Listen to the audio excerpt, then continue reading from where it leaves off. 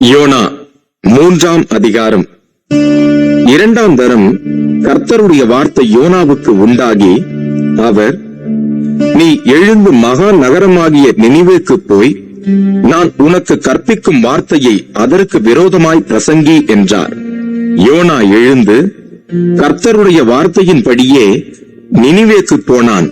நினிவே 3 நாள் பிரயாண விஸ்தாரமான மகா பெரிய நகரமாய் இருந்தது. யோனா நகரத்தில் பிரவேசித்து 1 நாள் பிரயாணம் பண்ணி, இன்னும் 40 நாள் உண்டு, அப்பொழுது நினிவே கவிழ்க்கப்பட்டு போம் என்று கூறினான்.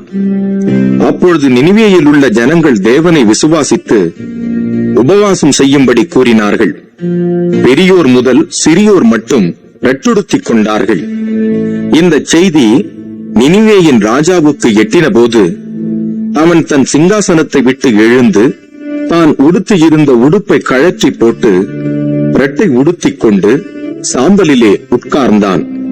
மேலும் ராஜா தானும் தன் பிரதானிகளும் நிர்ணயம் பண்ணின கட்டளையாக நினிவேயிலெங்கும் மனுஷரும் மிருகங்களும் மாடுகளும் ஆடுகளும் ஒன்றும் ருசி பாராதிருக்கவும், மேயாமலும் தண்ணீர் குடியாமலும் இருக்கவும், மனுஷரும் மிருகங்களும் இரட்டினால் மூடிக்கொண்டு தேவனை நோக்கி உரத்த சத்தமாய் கூப்பிடவும், அவரவர் தம் தம் பொல்லாத வழியையும் தம் தம் கைகளில் உள்ள கொடுமையையும் விட்டு திரும்பவும் கடவர்கள்.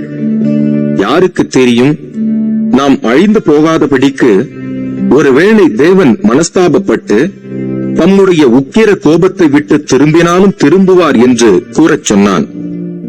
அவர்கள் தங்கள் பொல்லாத வழியை விட்டு திரும்பினார்கள் என்று தேவன் அவர்களுடைய கிரியைகளை பார்த்து தாம் அவர்களுக்கு செய்வேன் என்று சொல்லியிருந்த தீங்கை குறித்து மனஸ்தாபப்பட்டு அதை செய்யாதிருந்தார்.